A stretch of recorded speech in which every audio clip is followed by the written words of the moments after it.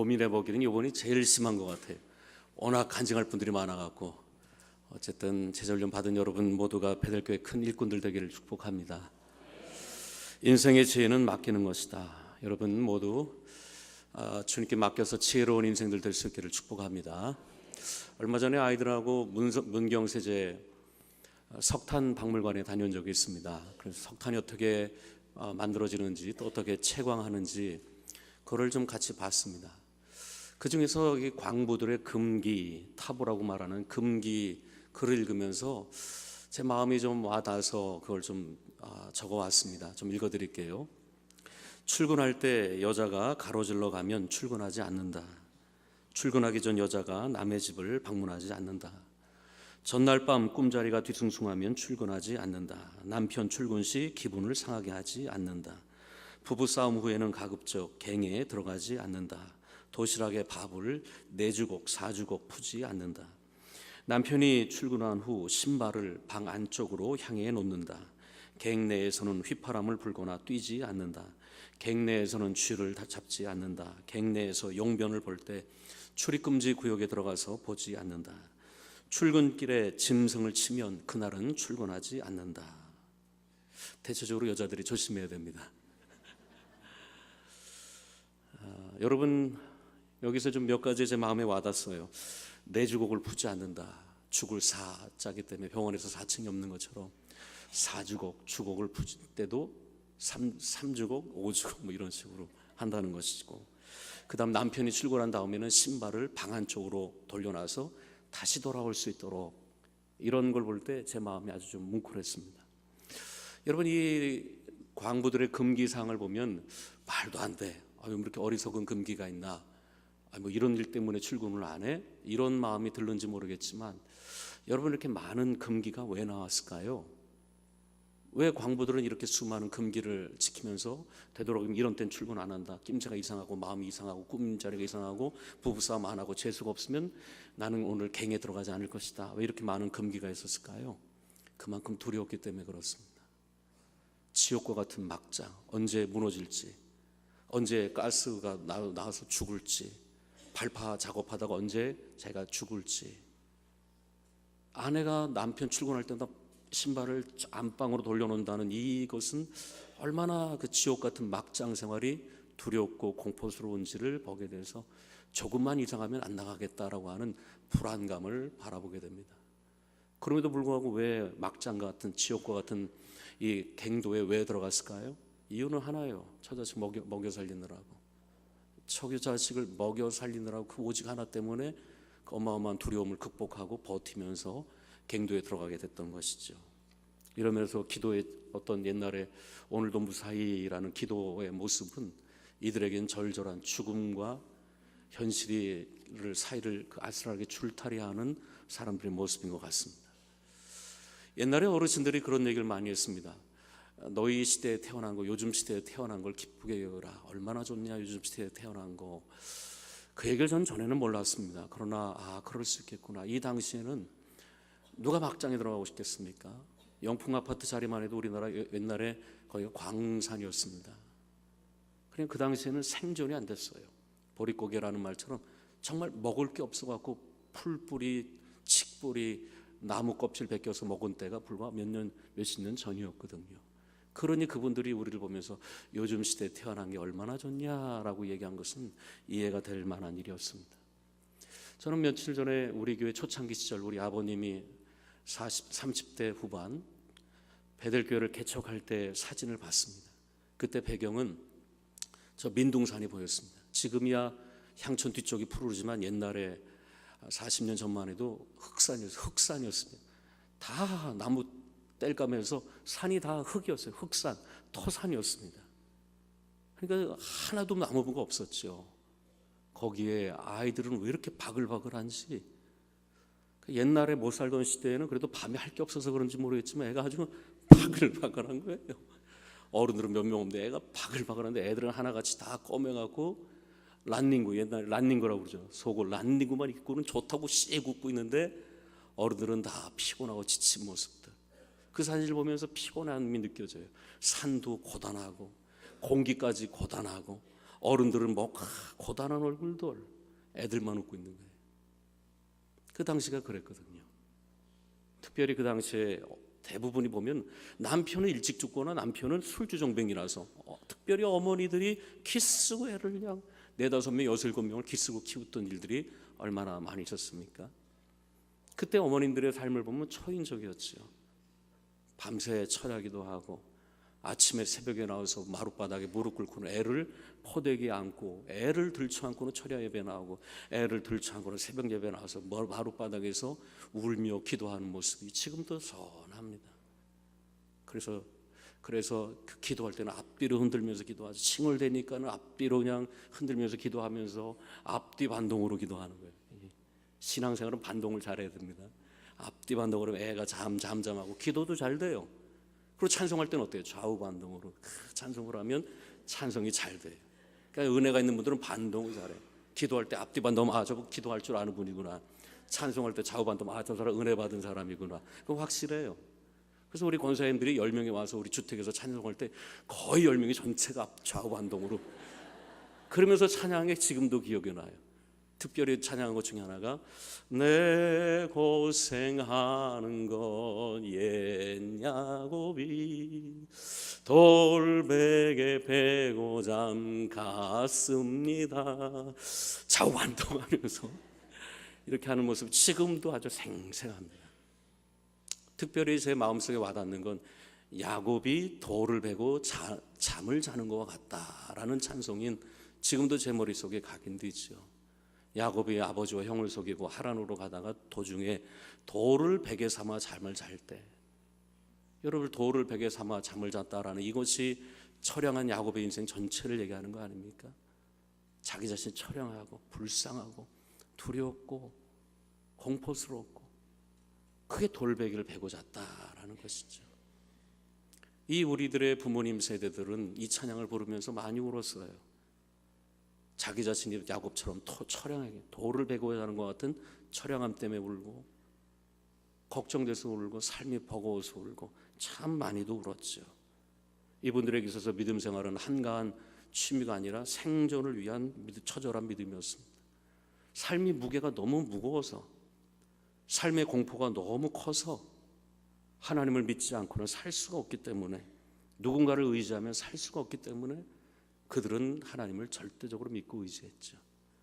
마치 가난한 과부가 교만한 재판장 이외에는 다른 도움이 없으니까 아침에도 찾아가고 저녁에 찾아간 것처럼 우리 부모님들은 아침에 나와서 기도하고 저녁에 기도하고 처절하게 기도하고 뜨겁게 찬양하고 주님을 확실히 믿고, 기도할 때 그들 응답받았고 찬양할 때 위로를 받았고, 믿음 속에 그들은 자기의 삶을 하나님께 맡길 수 있었던 이유는 주 없이 살 수가 없었기 때문에, 주 없이 그들은 살 수가 없었기 때문에 그렇습니다. 뭐 맡기는 거 이외에는, 맡기고 싶어서 맡긴 게 아니라, 기도하고 싶어서 기도한 게 아니라 방법이 없었어요. 뭐 돈이 있나? 애가 아프면 돈이 있어서 병원 가죠. 옛날에 제가 어렸을 때 병원이 없었어요. 이 동네에. 병원이 있어야 병원 가죠. 돈이 있어야 병원 가죠. 기도하고 싶어서 기도한 게 아니라 기도할 수밖에 없었어요. 뭐 하소연할 게 하나님밖에 없으니까 울며 기도하고 하나님만 찾을 수밖에 없고, 누가 사람이 있어야지, 뭐 주변에 돈이 있어야지. 그러니까 울며 기도하고 또 울며 기도하고 찬양하고. 근데 이게 결국 그들에겐 복이 됐던 것이죠. 그래서 믿음이 크고, 그래서 주님을 만나고, 믿음, 육신적으로는 가난했지만 영적으로 부유해서 믿음의 거목들이 되고, 그래서 그 눈물의 기도가 우리나라를 여기까지 살렸다는 걸 믿기를 축원합니다. 그래서 살린 거예요. 그런데 헬조선하니 그 어르신들 눈에 보면 피눈물이 나는 거지. 헬조선이라고? 그들 눈에 피눈물이 날 거예요. 이처럼 그들은 돈도 없었고 학식도 없었고 재산도 없었고 아무것도 없었으니까 그냥 주님 의지하고 삶의 문제를 주께 맡기며 나갈 수 있는 방법밖에는 그들에게는 아무것도 없었던 건데, 결과적으로 그것이 그들에게 힘이요 능력이요 복이 됐던 것이죠. 인생의 지혜는 맡김에 있습니다. 지혜로운 사람이 누구냐? 잘 맡기는 사람입니다. 내가 살 집 내가 만들 거야. 그리고 자기가 설계하고 자기가 벽돌 져서 자기가 집 짓는 사람은 멍청한 사람이에요. 전문가한테 맡겨야지. 아유, 내가 입으러 오시니까 내가 옷감 사서 내가 바느질해서 내가 해서 내가 옷 입을 거야. 이건 미련한 사람이에요. 전문가한테 맡겨야지. 내가 내 병 걸렸으니까 내가 내 몸 수술할 거야, 내가 내 몸 처방할 거야? 아니죠. 전문가한테 맡겨야죠. 이번 주에 어느 권사님 신방하는데 그 권사님이 저한테, 목사님 저 요즘 시험에 들었습니다. 갈등입니다. 그래서 뭐가 갈등인데요? 아주 유명한 한의원 소개받고 한의원에 갔는데 한의사가 너무나 교만하고 건방져서 마치 무당처럼 눈을 개심틀 찌고는 이렇게 하면 반말 찍찍하면서 자기 대하는데 너무 기분 나빠갖고 이 유명한 한의원을 계속 다녀야 될지 말아야 될지 고민이다, 이런 얘기를 하더라고요. 그래서 제가 그랬죠. 권사님, 한의원 의사 착한 게 좋아요, 실력 있는 게 좋아요? 그랬죠. 여러분, 만약에 한의원이 너무 착해, 너무 착하고 너무 친절하고 너무 잘생기고 너무 친절해, 여기 오십시오, 저기 앉으십시오, 커피 갖다 주고 빵 갖다 주고, 우리 오신 감사합니다, 환영합니다, 웰컴하고 너무 잘하는데 병을 못 고쳐. 한쪽은 건방지고 재수없고 그냥 그래. 근데 병을 잘 고쳐. 누구한테 수술 받을래요? 전 좀 재수없으려도 전 그쪽에 받을 겁니다. 그러면서 엘리사 얘기를 했지요. 엘리사에게 나아만 장군이 왔습니다. 아람 나라의 나아만 장군이 왔습니다. 근데 엘리사가 와서 쳐다보지도 않고 문 열지도 않고 종 보내서 야, 요단강에 가서 7번 목욕하라고 그래. 이 얘기를 듣고 아람의 나아만 장군이 화가 나죠. 빈정상하죠. 자기 생각에는 버선발로 나올 줄 알았어요. 버선발로 나니까 아이고 할렐루야, 우리 여기 누천대로 오시다니, 야 그 소 한 마리 잡아라, 야 차 한 잔 갖고 와라, 대접하라, 이럴 줄 알았더니 이 나아만 장군을 문도 열어보지 않고 종을 시켜서는 요단강에 가서 7번 문을 담그라 했다니 하니까 나아만 장군이 빈정상하고 재수가 없는 거죠. 화가 나고 야 돌아가자 라고 하니까 부하들이 속는셈 치고 엘리사의 말에 몸을 맡기고 요단강에 몸을 맡기고 한번 속는셈치 7번 문을 담가 보십시오. 결국 이 엘리사에게 자기 몸을 맡기고 그대로 따랐을 때 병이 치유되는 역사가 나타나지 않았습니까? 이게 지혜로운 사람이에요. 자기 자식을 자기가 교육시킵니까? 유명한 그 교수한테 보내죠. 자기 자식이 피아노 한다고 그러면 자기가 피아노 가르쳐요. 유명한 사사에게 보내죠. 그 지혜로운 사람에 맡기는 거죠. 이처럼 자기의 생각과 판단을 내려놓고 자기 몸을 전문가에게 맡기는 사람, 이게 지혜로운 사람인 것이죠. 맡긴다는 것은 지혜로운 일입니다. 내 생각과 내 판단을 내려놓고 더 위대한 생각과 더 위대한 판단에 맡기는 일은 지혜로운 사람들이에요. 교만한데 멍청한 사람은 맡기질 못해요. 그러나 지혜로운 사람은 나보다 더 위대한 생각에, 위대한 전문가에 맡길 수 있는 사람, 하물며 창조주 하나님, 나를 만드시고 나의 폐부를 하시고 나의 안고 일어섬을 하시고 나의 미래를 하시고 나의 과거를 하시고 온 우주 만물을 창조하신 그 창조주 하나님께 내 인생을 맡긴다는 것처럼 위대한 일이 있을 수 있겠습니까? 여러분의 최고의 선택은 무엇입니까? 여러분의 최고의 결정은 무엇입니까? 내 남편 만난 거, 내 아내 만난 거? 하수의 최고의 선택, 최고의 결정은 하나님을 나의 아버지로, 예수님을 나의 구세주로 믿은 것임을 믿는 여러분 되길 축복합니다. 그 최고의 결정이에요. 최고의 결정, 최고의 지혜로운 선택입니다. 이러므로 인간이 할 수 있는 최고의 선택은 믿음의 주 온전케 하신 예수를 바라보고 하나님을 나의 아버지로 믿고 있는 것이말로 유한한 인간이 무한하신 하나님께 내 인생을 맡긴다는 것만큼 축복과 지혜로운 일은 없다라는 것이죠. 오늘 읽은 교동문처럼 미련한 자는 하나님이 없다 하도다, 어리석은 자는 하나님이 없다 하도다. 그러니까 어리석은 거예요. 그러니까 우생마사라고 그러죠. 우생마사, 소는 살고 말은 죽는다. 홍수가 나서 말과 소가 떠내려가는데 말은 자기 힘과 능력으로 발버둥 치다가 탈진해 죽죠. 그래서 마사합니다. 그러나 소는 우직하게 물에 자기 몸을 맡기고 둥둥 떠내려가다가 얕은 곳이 나타나면 그것을 디디고 나와서 소는 산다는 것입니다. 우생마사입니다. 말은 자기 힘으로 능력으로 발버둥 치다가 자기가 스트레스 받아주고 자기가 탈진해주고 자기가 자기를 찔러서 주고. 현대인들이 왜 이렇게 많이 죽죠? 현대에 똑똑하다는 사람이 쉽게 포기하죠. 너무 똑똑해서 그래. 너무 자기 능력이 출중해서 그래. 자기 쉽게 포기해요. 쉽게 좌절하고 쉽게 나가 떨어지는 이유는 말처럼 살아서 그래. 좀 미련해보는 소는 미련하니까 그냥 우직하게 자기 몸을 아꼈을 때 살아나는 것처럼 우리 인생도 그렇습니다. 하나님께 소처럼 우직하게, 믿음이 뭐예요? 우직한 거죠. 인내로, 믿음은 인내입니다. 소처럼 믿음으로 인내로 우직하게 하나님께 맡겼을 때 하나님께서 구원의 언덕을 내주시면 그걸 디디고 살 수 있는 여러분 될 수 있기를 축복합니다. 믿음의 사람들은 다 그렇게 살았어요. 아브라함이 갈 바를 알지 못하고 똑똑했으면 안 갈 거야. 내가 포기할 게 얼마인가. 주판을 튕기면 바로 안 나가지. 아이 싫어요. 우직하게 아브라함처럼 떠나고, 갈 바를 알지 못했지만 떠나고, 이삭처럼 아멘하고 순종하고 떠나고, 야곱처럼 돌베개를 베고 자다가 나중엔 돌아오고, 요셉처럼 팔려간 인생이지만 나중에 하나님께 야 내가 팔려간 인생이라 한 나를 보내셨구나라는 우직함이 그를 버티게 만든 거 아니겠습니까? 누군가 인생은 직선이 아니라 곡선이라고 그러더라고요. 직선이 아니라 곡선이다. 내 생각과 계획대로 직선으로 가지 않잖아요. 직선으로 가지 않아요. 우리 인생은 곡선으로 가요. 곡선으로.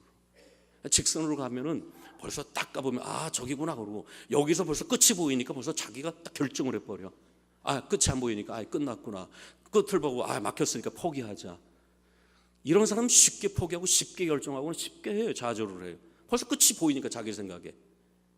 그러나 인생은 곡선이죠. 여기서 보면 길이 막힌 것 같아. 안 보이는 것 같아. 근데 돌아가 보면 아, 또 다른 길이 열리고, 또 막힌 것처럼 또 믿고 또 가다 보면 돌아가는 그 막힌 길에서 보면 또 열려지는 길이 보이게 되는 거 아니겠습니까? 그게 믿음의 길이에요. 우리는 직선의 길이 아닙니다. 나의 생각과 뜻대로 쭉쭉 나간다. 그게 안 된다면 그렇게 아니라 하나님께 맡기고 어떤 데는 곡선처럼 가다 보면 여기서는 끝이 안 보이지만 그 끝에서 보면 또 다른 길이 열리게 되는 것은 우겨쌈을 당하는 것 같고 환난을 당하는 것 같고 핍박을 당하는 것 같지만 그 속에서 하나님께서 또 다른 길을 열어주시게 되는 거지요. 칠에 포기하지 마십시오. 여기서 안 보이, 끝이 안 보인다. 아 미래가 없다 그러고 칠에 겁먹고 칠에 포기하고 칠에 원망하고, 그 말과 같은 인생에 자기가 자기를 안달복달을 하는 거야. 원망하고 불평하고 다 싸웠다고 그러고 뭐 저주받았다고 그러고 자기가 자기를 죽이는 거야.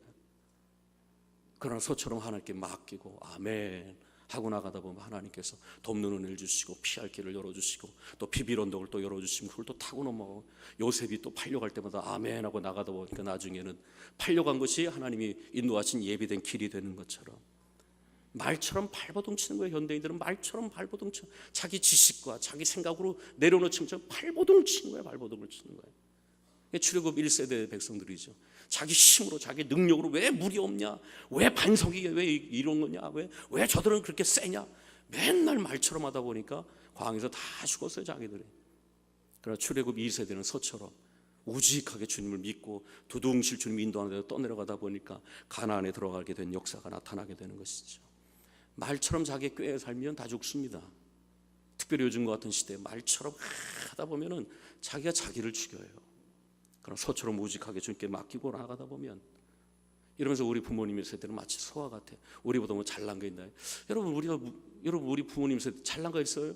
제대로 배웠습니까? 우리가 때로 무시하잖아요. 뭐 하시냐고. 근데 하나 우리보다 확실한 게 뭐예요? 소처럼 우직해. 한 번 기도하면 끝까지 기도하고, 한 번 믿으면 끝까지 믿고, 믿었다 기도했다 말았다 왔다리 하는 게 아니라 한 번 기도하면 끝까지 기도하고, 한 번 주님 찬양하면 끝까지 찬양하고, 한 번 주님 의지하면 끝까지 믿는 거야. 나가는 거야. 여기에 복이 없겠습니까? 세상의 힘으로 사는 것이 아니라 주님의 은혜로 사는 우리 부모님들의 신앙을 볼 때마다 야, 참 거인이다 거인. 요즘 또 황교안 국무총리 대행이 국가조찬 기도에서 한 말 때문에 신문기사에서 뭐 대권이다 어쩌고저쩌고 하면서 또 이렇게 썰 푸는 걸 볼 때마다 아주 짜증이 나는데, 저도 몇 년 오래전에 국가조찬 기도에 참석한 적이 있습니다. 대통령과 또 정치 지도자들, 교계 지도자들이 모여서 함께 기도하는 시간. 그러니까 대통령이 참여하는 자 되니까 아주 엄중한 수색 검색을 하죠. 몇 번이나 수색하고 검색을 하고 신원 조회를 해서 이제 거기 들어갔지요. 들어가서 함께 기도하고 예배드리고 목사님들하고 대통령하고 국회의원들하고 정치 지도자들하고 기도하는 시간은 뭐 이것 때문에 이런저런 말들을 하는 분들도 있겠지만은 일단 나라를 위해서 함께 기도한다는 것 자체가 의미 있는 일 아니겠습니까? 근데 이번에 황교안 국무총리 대행이 국가조찬 기도에서 한 말 때문에 막 갑론을박이 나서 도대체 무슨 말을 했길래 이렇게 떠드나 하고 제가 동영상을 들어갔지요. 그런데 황교안 국무총리 대행은 정치 지도자들 중에서 제가 아는 사람 중에서 제일 신실하고 믿음이 좋은 사람 중에 하나라고 전 여기는데, 이 사람 신학대학교를 나온 사람이고 그 교회에서 전도사까지 한 아주 뭐랄까 신실한 분이라고 저는 생각을 하는데, 그분이 이런 얘기를 했더라고요. 잠언의 내용이었습니다. 오늘 읽은 내용하고 비슷한 내용이었어요. 사람이 자기 길을 계획할지라도 그 걸음을 인도하시는 이는 하나님이시다. 이게 오늘 본문하고 똑같지요. 사람이 자기의 길을 계획한다 할지라도 그 걸음을 인도하시는 분은 하나님이시다 라는 구절을 그분이 읽는데 제 마음이 뭉클했어요. 제가 오늘 설교를 준비하는 그때 그런 과정 속에 이 구절을 읽었는지 모르겠지만 그러면서 제 마음에 이런 기도가 나왔어요. 하나님, 우리나라의 지도자들이 어떤 자기의 얄팍한 생각과 이념으로 이 나라를 선동하는 사람들이 이끌어가지 않게 하시고 정말 이런 정말 립서비스로 하는 고백이 아니라 정말 이 하나님의 말씀을 정말 마음의 신앙의 정말 중심으로 고백할 수 있는 이들이 하나님이 이 나라를 이끌어가도록 해달라고 기도하는 마음이 절로 나오더라고요. 하나님, 사람이 자기의 길을 계획한다 할지라도 그 걸음을 인도하시는 이는 오직 하나님이십니다 라고 하는 이 고백이야말로 하나님을 제대로 만난 사람들의 신앙 고백이 돼야 되지 않겠습니까? 사람이 마음으로 자기의 길을 경영한다 할지라도 계획한다 할지라도 그 말의 응답은 여호와께로서 나오느니라. 그러므로 너의 행사를 여호와께 맡기라. 그리하면 그가 이루시리라. 나는 우리나라의 정치 지도자들이 그런 사람들이 나왔으면 좋겠어. 자기 이념 자기가 생각하는 어떤 자기 이념의 지지자들을 위해서 모든 사람 어떤 인기 영합을 위해서 투표를 위해서 뽑힐 수만 있다면 별 가문에서 하지도 못할 별 가문에서를 내뱉는 것이 아니라 정말 마음의 중심에 어떤 그냥 믿는 척하는 사람들, 어떤 자기 정치의 디딤돌을 삼기 위해서 어떤 예수를 믿는 척하는 하나님을 믿는 척하는 사람들이 아니라 정말 마음 깊숙한 곳에서 내가 길을 계획한다 할지라도 내 걸음을 인도하시는 분은 오직 하나님이십니다라는 정말 마음 중심에 고백할 수 있는 이들이 하나님 이 나라를 이끌게 하옵소서라는 기도가 절로 나와요. 여러분 중에 사업하는 분들이 있습니까? 사업을 내가 경영한다 할지라도 그 길을 인도하시는 분은 하나님이십니다. 기도 안 하고 사업하는 분들은 한계가 있을 것입니다. 기도 안 하고 사업하는 분들은 한계가 있을 것입니다. 애들 키울 때 어느 학원이 좋냐, 어디가 좋냐, 맨날 학원자에다가 쫓아다니면서 애들 공부 잘해서 출세하고 좋은 직장 가는데 예술 다 떠나? 그게 무슨 소용이야? 그게 무슨 소용이야? 부모가 기도하면서 애를 키우는 거야. 기도하면서 애를 키우는 거야. 그러니까 아주 명문대를 가서도 우리 교회 어떤 아이가 명문대를 들어갔는데 나한테 와서는 목사님, 내가 지방에 내려갔는데 어느 교회 나갈까요? 너무 이쁜 거야. 어떻게 이렇게 키웠냐. 똑똑한데 신앙까지 좋아. 하나님 안 믿고 공부 잘하는 게 무슨 소리야 그게? 하나님 너의 길을 인도할 것이다. 하나님 너의 길을 인도할 것이다. 목사도 마찬가지죠. 하나님이 나의 길을 인도할 것이다. 오늘 자리에 나온 여러분 중에 삶이 고단하고 피곤한 분들 계십니까? 말처럼 내가 이끌어가야지 하는 인생들이 아니라 창조되시고 우리의 발걸음을 아시고 우리의 미래를 아시는 하나님께 맡김으로 준비 인도함 받을 수 있는 여러분들 수 있기를 축복합니다. 그게 지혜로운 인생이죠. 그게 지혜로운 인생입니다. 바보새라고 있습니다. 바보새. 이 바보새는 날개를 피면 3m래요. 3m. 날개가 3m니까 뭐 어마어마하죠. 그러니까 땅에서는 띠뚱띠뚱하고 뛰는 게 띠뚱거리고 정말 바보 같아요. 띠뚱띠뚱고 바보같이. 바보새예요. 그래서 바보새 저 띠뚱거리다가 사람한테 너무 많이 잡혀가고 지금은 멸종 위기라고 합니다. 그런데 이 바보새가 언제 진가를 발휘하냐? 풍랑이 올 때, 태풍이 올 때, 엄청난 비바람이 몰아칠 때 다른 새들은 다 숨고 도망가는데 이 바보새만 절벽 위를 띠뚱거리고 올라간대요. 그리고 절벽에 3m 날개를 쫙 펴고 그리고 바람에 자기 몸을 던져서 맡기면 무려 6일 동안이나 날개짓 한 번 안 하고 6일 동안을 날 수 있고 2달 동안에 지구 한 바퀴를 도는 새, 이게 일명 바보새 알바트로스라고 합니다. 알바트로스래요. 자기 힘으로 나는 것이 아니라 2달 동안 자기 힘으로 나는 것이 아니라 순전히 바람의 힘으로 나는 알바트로스 새라고 해서 또 다른 별명은 신천옹, 신천, 믿을 신, 하늘천, 하늘을 믿는 노인이라는 별명을 가진 알바트로스라고 합니다. 세상에서 볼 때는 땅 아래에서 볼 땐 바보 같아. 띠뚱띠뚱 날개가 너무 커갖고 바보처럼 보여요. 그러나 태풍이 올 때 그때 날개를 쫙 펴면 신천호, 하늘을 믿고 나는 새가 되는 180도 변화가 역사가 일어나게 되는 새, 이게 알바트로스라고 합니다. 저는 이 바보새를 보면서 기독교인이 마치 이와 같지 않나. 때로는 이 땅에서 보면 세상 사람들의 눈에 보면 바보처럼 보일 거예요. 믿음의 날개가 너무 커갖고 바보처럼 보일 거예요. 세상 사람들은 파르르 날아가고 저기 유익이다 날아가고 요거 유익이다 요거 이득이네 요거 기회네 파르르 자기 생각에 자기 힘 가지고 팔딱팔딱 날아다녀. 주일이고 나발이고 11조고 뭐고 자기 힘으로 팔딱팔딱 날아다니죠. 그러나 믿음의 사람들은 이게 하나님의 뜻인가 우직하게 묻고, 먹고 살기 어려워도 11조를 하고, 갈 데가 많아도 주의를 지키고, 사람을 의지하지 않고 하나님께 먼저 나서 예배드리고 무릎 꿇고, 사람들이 볼 때 자기 힘으로 팔딱거리며 사는 사람들 보면 얼마나 위로해 볼까. 띠뚱거리고 늦고 처세술에 처세들이 좀 늦은 것 같고 어울리지 못하는 것 같고 술자리 같은 데서 좀 바보처럼 보이고, 이런 사람들이 보면은 믿음의 날개가 바보와 같을 거예요. 근데 요즘 사실은 이런 알바트로스 같은 큰 날개 멸종위기처럼 이런 믿음의 거인들이 점점 줄어드는 건 사실 아닙니까? 바보처럼 보여서. 요즘 시대는 너무 약삭빨라서 그 믿음이 너무 거추장스러워. 야, 주일 한 번만 드리면 됐지 뭐 또 아들이나 먹고 살기도 어려운데 무슨 11조야 11조가 뭐 구약 꺼지면 신학이 있냐 뭐 이딴 소리 하면서. 그래서 얼마나 바닥거리면서 자기 삶을 자기가 살리는 사람들이 얼마나 많습니까? 거추장스러운 믿음이 어떨 때. 근데 신천홍은 언제 진가를 발휘하죠? 삶의 위기가 올 때, 삶의 고난의 바람이 불 때. 그때 팔딱거리고 자기 힘으로 살던 사람은 다 죽죠. 다 숨고 끝이다, 헬조선을 끝이다 그러고 숨고 저주하고 욕하고 다 숨지요.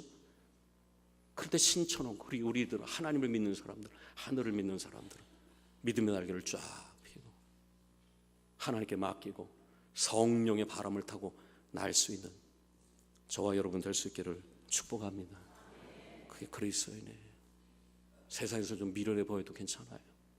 좀 미련해 보이고 좀 느려 보이고 좀 바보 같아 보이고, 그럼 우리는 하늘을 믿는 사람들이, 땅의 눈으로 보면 바보처럼 보이겠지만 우리는 하늘을 믿는 사람들이 신천홍이야. 우리 진짜 하늘을 믿는 사람들이 믿음의 날개를 쫙 펴고 고난이 올수록 역경이 올수록 더 기도하고 더 주님을 향해 날아올라서 그 모든 역경과 어려움을 믿음으로 승리하며 나갈 수 있는 저와 여러분 될 수 있기를 축복합니다. 찬양합시다. 주 없이 살 수 없네. 찬양합시다. 주 없이 살 수 없네.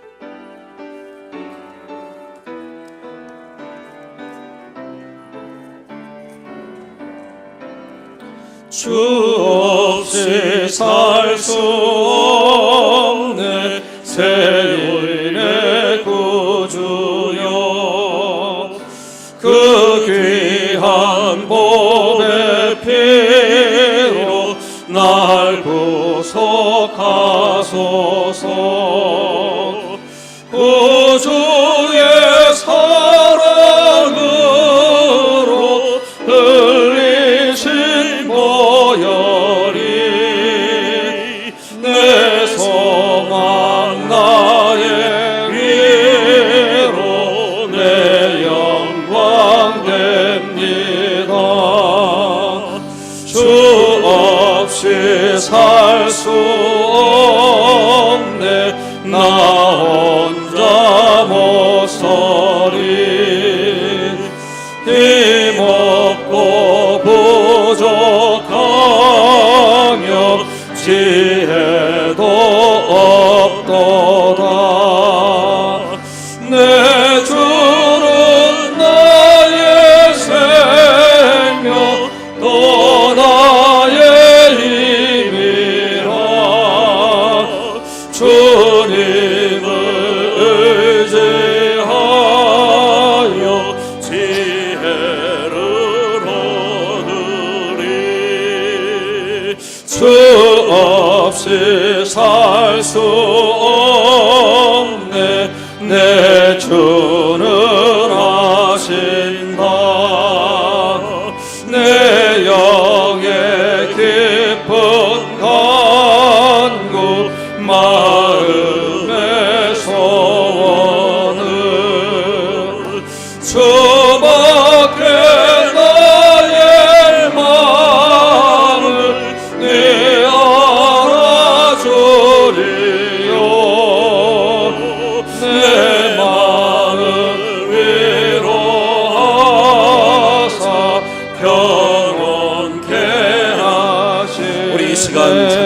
기도합시다.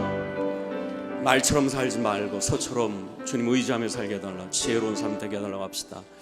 알바트로스처럼 세상 눈으로 볼 때는 이 지상에서는 바보처럼 보여도 괜찮아요.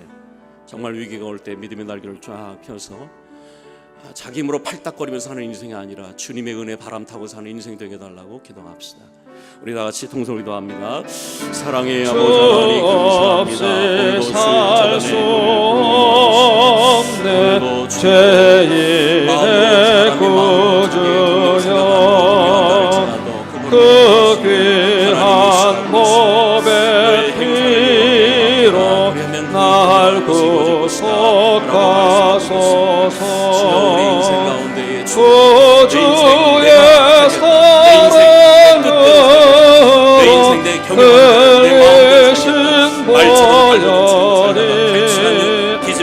내 소망 나의 위로 내 영광 됩니다. 주 없이 살 수 없네 나 혼자 못서리 힘없고 부족하며 지혜도 없도다. 내 주는 나의 생명 또 나의 힘이라. 때로는 좀 주님 때로는 우직해 보이고 의지하여 우리가 주님 삶의 위기가 올 때에 삶의 고난이 빠르게 될수록 더 믿음의 날개를 주 없이 살 수 없네 내 주는 아신다. 내 영의 깊은 간구 마음의 소원은 주밖에 나의 마음을 네 알아주리요. 내 마음 위로 하사 영원케 하시네. 주 없이 살 수 없네 세월이 흐르고 이 깊은 고독 속에 내 생명 끝나도 사나운 풍랑일 때 날 지켜주시니 내 곁에 계신 주님 늘 힘이 됩니다. 4절 주 없이 살 수 없네. 주 없이 살 수 없네 세월이 흐르고 이 깊은 고독 속에 내 생명 끝나도 사나운 풍랑일 때 날 지켜주시니 내 곁에 계신 주님 늘 힘이 우리 일어나서 4절 한 번 더 합시다. 주 없이 살 수 없습니다. 주 없이 살 수 없네 세월이 흐르고 이 깊은 고독 속에 내 생명 끝나도 사나운 풍랑일 때 날 지켜주시니 내 곁에 계신 주님 늘 힘이 됩니다.